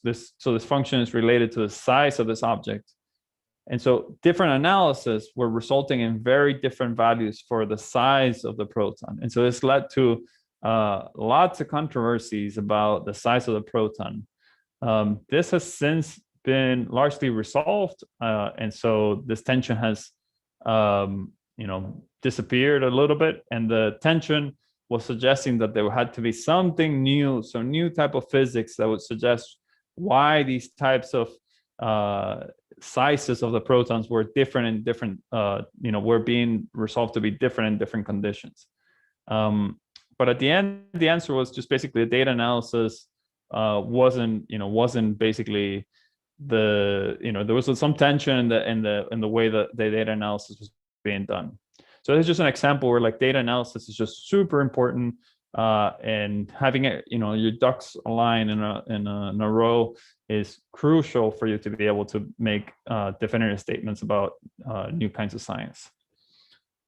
And so, I mentioned quite a bit about Jefferson Lab, and you've seen, perhaps you've seen, Ted and I have given you a little bit of flavor into what happens into Jefferson Lab. And what I want to recommend are two other talks that were done by people at Jefferson Lab here in REYES. So the first one is by Carlota Andres, who was working with us at Jefferson Lab until last year. She's now a Marie Curie Fellow out in Europe. So she has a really fancy title. And Nobuo Sato, who was working as a postdoc in Jefferson Lab, and he's so good that we had to hire him permanently. And so you definitely want to check out those two talks. And the last thing that I'll point, and I think this is the last link that I'll share, is this one, which is if you didn't go to the JLab tour that we hosted virtually a couple of days ago, you should check it out. It was really great. I think I can't do, theorists, we can't do justice to the lab.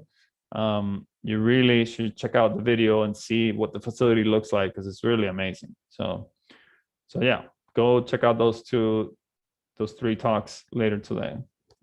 Maybe I'll stop for a second. I see there's a question that needs to be addressed. Yep, we have a really good question from Aditya. What is asked is, recently when the results of the Muon G2 experiment were announced, it was reported that there was a 4.2 sigma discrepancy with the predictions from the standard model, which was a little shy of the accepted 5 sigma deviation. Why is the 5 sigma deviation considered as the threshold for a potential discovery? That's a great question. I actually don't know if I know the answer to that. I mean, Ted, do you have a really concise answer to that? Because I have an intuition, but I actually don't know. I mean, it's purely historical. Yeah. It's purely historical because there were instances where, these are things that actually are debated right now and could be improved, because in some ways it's not very systematic. There was a time when people would declare discovery of something based on 3 or 4 sigma, and then it turns out to be a statistical fluctuation, right? And so if you look up something called the split A2 scenario, that's a famous example. Actually, I have some literature that I can send people if they would like to see some of that history. But the sigma is basically a version of p-values. If people have heard of p-values, like in medicine, when they want to quote something as having statistical significance, they say p is less than, usually they say let p less than 0.05. So there's a less than 5% chance that something would have happened by random fluctuation in the absence of an effect. Okay, so that's the traditional way of doing statistics, but it's a little bit backwards from the way people normally think intuitively. So it doesn't tell you the probability that something is observed, but the probability that you would see what you saw in the absence of the hypothesis you're testing. So sigma is basically a version of the p-value, but with p much, much, much less than 0.05. Okay. Yeah. Yeah. So which is very strange because what is p less than, what is sigma of 5? It's a p-value. yeah, I mean it's certainly much less. I mean, I think 2 to 3 sigmas is like around 9. About 1 in 3.5 million. Yeah. Is like the p-value of less than 1 in 3.5 million. So it is a little bit unsettling that people make discoveries with,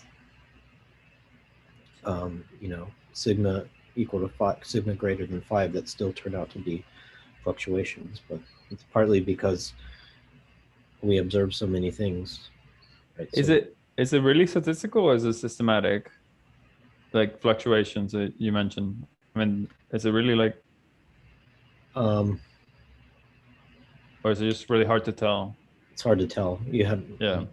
That's a question for the people doing the experiments, really. But yeah. I'm told that there are statistical fluctuations, but that's yeah. So I mean, the G-2. So this is the anomalous magnetic moment of the muon, which was recently measured at Fermilab, and it coincides with the previous measurement.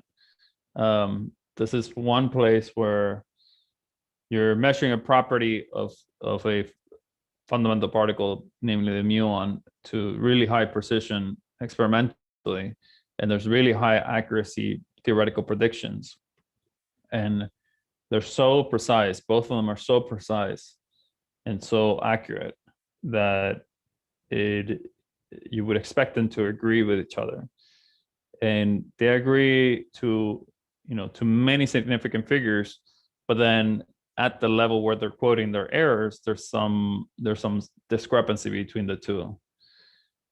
And this is a good question, and I think this is perhaps going to become clearer to many people that are non-experts in data analysis as we go on. But the tension right now is pretty high statistically, but there's good reason to believe that there might be some underlying systematic errors. So it could be that basically my money, actually, if you had to ask me where my money is, my money is on the theory side, has larger systematic errors. So the way that we're calculating this theoretically, there's some systematic errors there that are not accounted for. And so, but I'm not working on that. So don't, I can't have some guesses of where the error could be. I just don't, and there's, in fact, the reason why I say this is because there are theoretical calculations that give a different answer than the one that is that the community agrees on. So this is what I mean, is that if you're doing calculations, if you do one theoretical framework and you get one result and somebody else gets a different result, right? And that difference is larger than the errors that you're both quoting, right? That is suggesting that one of you has to be wrong. And there's been cases like that already. So I think it's perhaps a little premature to say if there's some real tension or not. But okay, maybe, are there any other easier questions? That was an interesting one.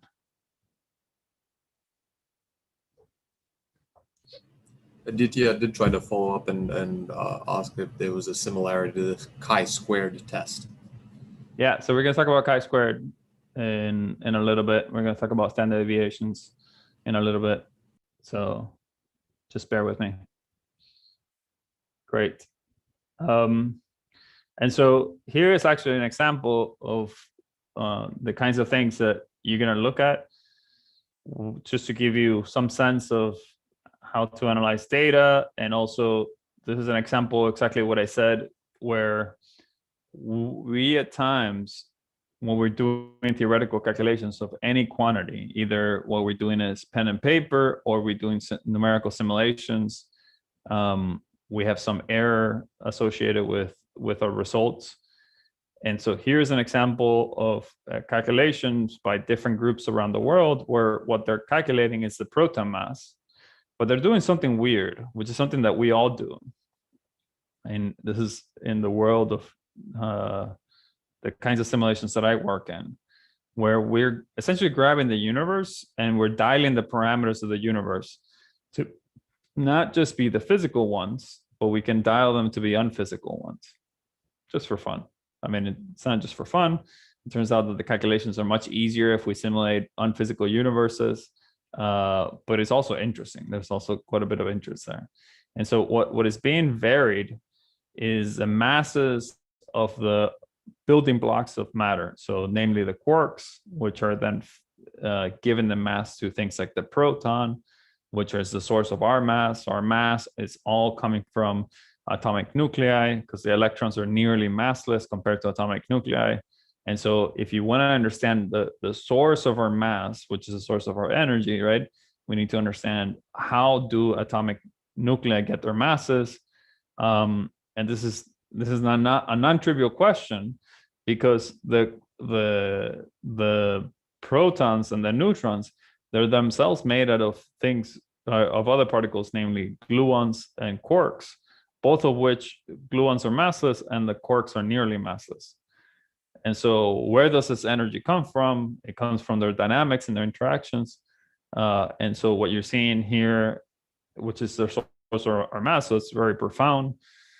And so what you seeing here is the proton mass as a function of the quark masses that are being varied around the world from different groups.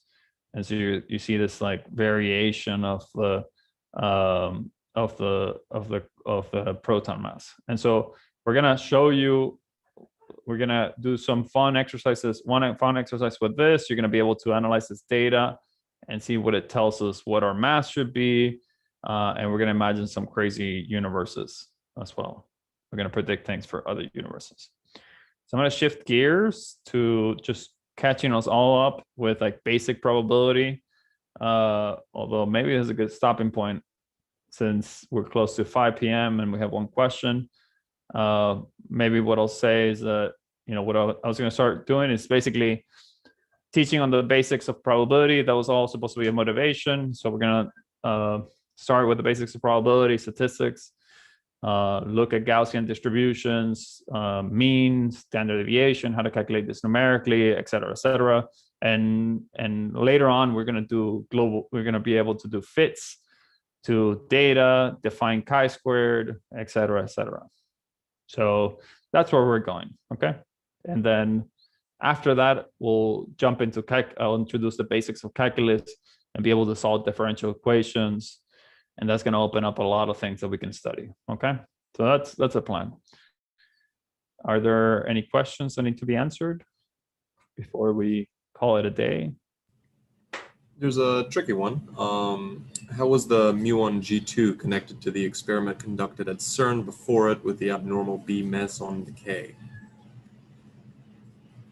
I don't think it's connected. I'm not sure which B meson decay you're talking about. So I mean, LHCb is an experiment at CERN, which is essentially maybe this. So basically, LHCb is an experiment where you're looking at you're producing a whole lot of B mesons. So if you remember, there's 6 types of quarks, which are up, down, strange, charm, bottom, and top. And the bottom is the second heaviest one. And the bottom can combine, just like there's different types of compositions of quarks. So the proton, for example, is made out of 3 quarks, 2 up quarks and 1 down quark. The neutron is made out of 2 down quarks, 1 up quark. B mesons. So mesons are other types of configurations where you can have a quark and an antiquark, okay? And so you can have quark-antiquark pairs that have up and down quarks. Those are relatively light mesons. You can have them with some strangeness, which is slightly heavier. And then you can have them also with charm. The charm is much heavier. And then you can have them with bottom, which is even much heavier. The heaviness matters, and then the top is actually really heavy, and it looks too short for it to. It has such a short lifetime that it doesn't combine into these kinds of states. Okay, the heaviness matters because the heavier they are, the more energy you have to input. You have to input into your accelerator to being able to create these particles, and so because they're so the energy cost is. I mean, it's hard to assign machines that reach enough energies for you to be able to, produce these particles. And if you produce a certain particle with some mass, it's hard to see them in many sufficient events that you're getting enough statistics of a given reaction. Okay. The LHCb is designed to produce a lot of B mesons and detect a lot of B meson decays. So there's tons of different reactions that are taking place in this facility. There's tons of physics. You're seeing a lot of rare decays that are really great for testing the standard model, for finding trying to find evidence for matter-antimatter asymmetries, as well as for finding new states of matter. And this is an example of that, where you had a B decay into a bunch of other particles, including these intermediate 5-quark states. Because they're so massive, they have a lot of energy. So when they decay to lots of different things. And in quantum mechanics, if your system allows for some reaction to take place, there's some probability that reaction will take place. That's essentially the consequence of quantum mechanics. So there's some probability. The probability could be really high or could be very low, right? And so what you want to do is set up the initial conditions many times, and then see if indeed you see some reaction or some you see some particle being created. And so you're accumulating statistics of that event, and then you have to tease out the signature of the thing that you were looking for, or see some new signature for something that you weren't expecting. These are example of particles that were not being expected. The Higgs was an example of a particle that was being expected. This is an example of particles that were unexpected. So I don't think there's an immediate connection between the rare B meson decay and G-2, except in maybe in the general principles that you're trying to make some measurement with high enough precision to be able to see some physics emerge from accelerator experiments. Was that a lot? Did I manage to weasel myself out of that question enough? Real good weaseling. Okay, good. Any other questions? I mean, maybe feel free to clarify, follow up on your question if you want. But are there any questions? Any other questions? We did have another one about the mentorship responses when those are coming out. Yeah, good. Okay, great. So there's been lots of responses. So around 250 of you have expressed interest in the mentorship program. So we have passed that finally on to our mentors. So they should be getting that this week. And depending on the mentor, they're going to have to make some cuts on who they want to mentor. And we're asking them to decide within a week. So you should be finding out whether you are in the mentor program or not within a week. Like I said, in previous instances, not everybody's going to be able to participate because we have shortage. We don't have an infinite number of mentors, and there might just not be a good match, or also just chance, right? So if you don't get in this time around, please don't feel upset. Just apply again next time, and hopefully we'll match you. In fact, I'll try to give priority to those that apply this year and then get it next year. But ultimately, it has to be the mentor's decision. So, yeah. So hopefully that answers that question. So within a week. Anything else? Yes, there was a follow-up to the B-meson decay from Philip Antonopoulos. He asks, I think there was one that showed that in those decays more electrons were produced instead of muons. Oh, yeah. That's a great question. Yes, so there are lepton universality tensions and in some decays. Yeah, that's a great question. There is suggestion that there could be some sort of connection between that and G-2. There's some models that have been proposed that perhaps could, lift all, that could lift that tension, right? That could remove both of that tension, right? So in one case, basically in both cases, you have anomalies that are away from what you would expect from the standard model. And so if you introduce new mechanisms inside of the standard model, these could perhaps suggest could resolve these anomalies. And so you're right. These are, so to be honest, like I haven't really followed up that because my general philosophy is that the standard model is remarkably complicated, and a lot of times we don't understand it as well as sometimes we think we do. And so it's kind of hard to keep track of all the suggestions of the standard model that are, at least in particle physics world, that indeed are needed versus those that are just simple solutions because we want to avoid doing the hard work of actually understanding the standard model. And so G-2 is one example that I've been following more closely. And as I said, I think my prediction there is that the tension might actually wash away, and it's because we don't understand, in particular, the strong sector of the standard model, the quarks and gluons part, because what ends up happening is that there's reactions that are, you guys are asking like really sophisticated physics questions. I'll say one thing about this, and then I'll leave it be. That one, for the other case, definitely I don't think I can say anything smart.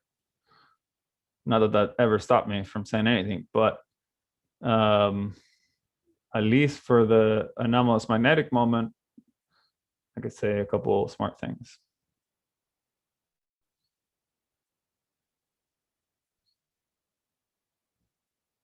Can you see my iPad? Yeah. Yep. So essentially, I don't know what this is. Quantum computers. There we go. So the thing that you essentially want to look at is how a muon interacts with an external photon. This is essentially all that is being studied. And there's many ways that these things can interact, okay? And among the ways that this interaction can happen, so included in here, there's a interaction like this, where the muon emits a photon and it gets reabsorbed, okay? But photons also have the same quantum numbers as quark-antiquark pairs. So you can create a quark and an antiquark out of the vacuum of space, and then these can then be reabsorbed into the muon. This theoretical calculation is so hard, and it's so advanced, that people have to start worrying about this kinds of effects.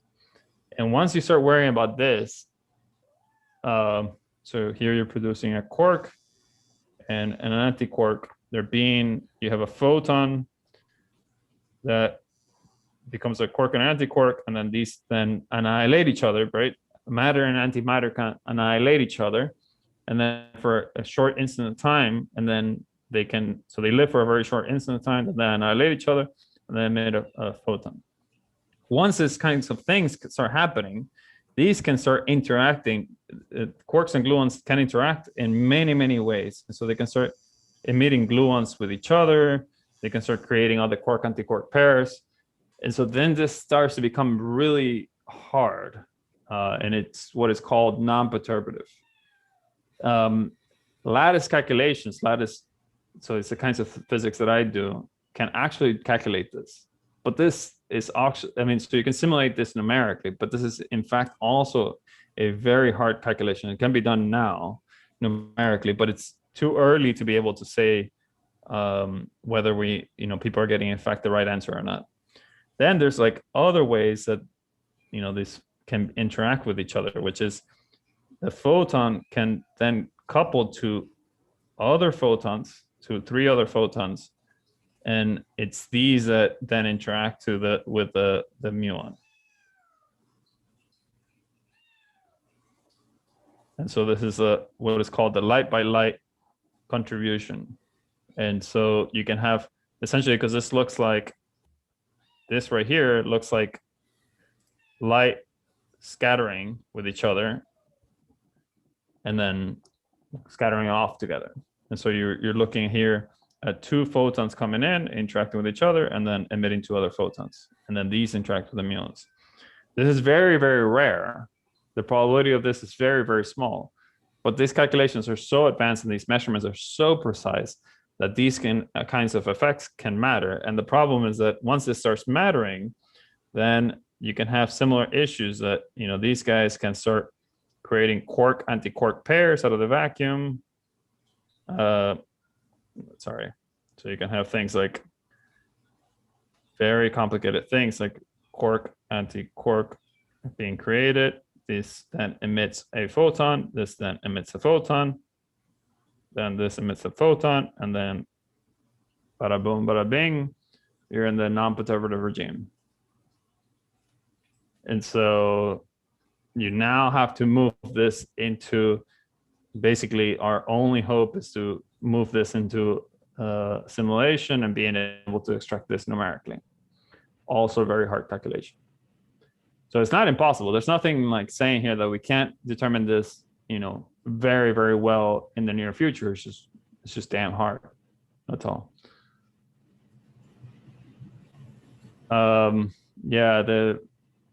So this is what I meant, that it's very hard to say exactly what you're doing theoretically if you're getting the right answer. Experimentally, there's always systematics, and it's very hard to assess them all. For tensions between electron pairs and muon pair decays, I don't know if I can say anything about that. Sorry.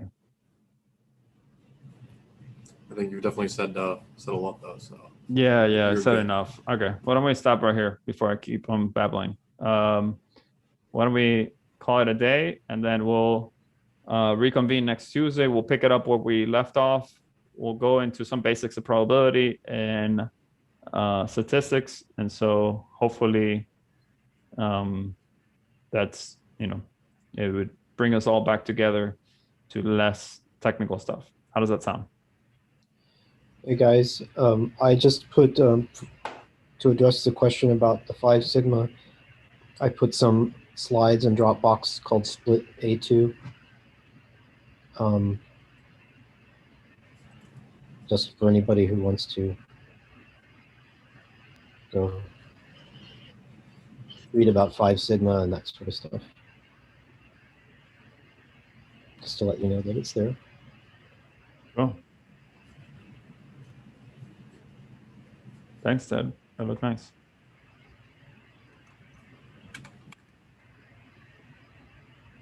They're not my slides, just some slides. Okay. Okay. From Family Lab. Cool. Well, if there's nothing else, let's call it a day. Hope everybody's doing well. and we'll see each other next Tuesday, okay? Cool. And everybody has a bunch of homework, right? I send you a bunch of videos for you to check out. So your Friday night is going to be busy. All right. Bye, everybody. Bye, everyone.